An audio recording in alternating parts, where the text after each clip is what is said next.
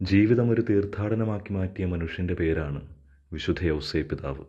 കാരണം ചെയ്ത യാത്രകളൊക്കെയും ദൈവത്തിന് വേണ്ടിയായിരുന്നു. ദൈവം അരുളി ചെയ്തതനുസരിച്ചായിരുന്നു.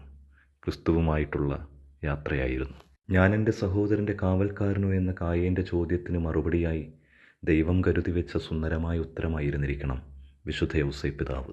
മനുഷ്യനായി അവതരിച്ച ദൈവത്തിൻ്റെ പുത്രനും അവൻ്റെ അമ്മയ്ക്കും സംരക്ഷകനും കാവലാളും പരിപാലകനുമായി മാറുന്ന വിശുദ്ധ യൗസേപ്പ്.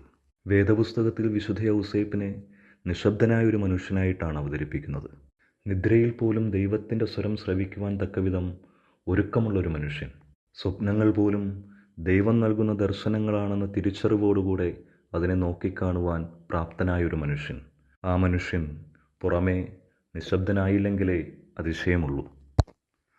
പൂചൂടി നിൽക്കുന്ന വൃക്ഷത്തിൻ്റെ മനോഹാരിതയിൽ സന്തോഷിക്കുന്നവരുണ്ട്, ആ സൗന്ദര്യം വർണ്ണിക്കുന്നവരുണ്ട്. എന്നാൽ ആ വൃക്ഷത്തിന് പറയുവാൻ ഒരു കഥയുണ്ടാകും. ജലവും വളവും തേടി പാറകളെപ്പോലും തുളച്ചു പോകുന്ന വേരുകളുള്ളതുകൊണ്ടാണ് ഞാനിങ്ങനെ സൗന്ദര്യവതിയായി നിലകൊള്ളുന്നത്. തിരുക്കുടുംബം പൂത്തുലഞ്ഞു നിൽക്കുവാൻ പരക്കം പാഞ്ഞ വേരാണ് വിശുദ്ധ യൗസേപ്പ് പിതാവ്. ഓരോ കുടുംബത്തിൻ്റെയും സൗന്ദര്യത്തിന് പിറകിൽ പരക്കം പായുന്ന ചില വേരുകളുണ്ട്. അവരെയൊക്കെയും അക്ഷരം തെറ്റാതെ വിളിക്കാം അപ്പൻ.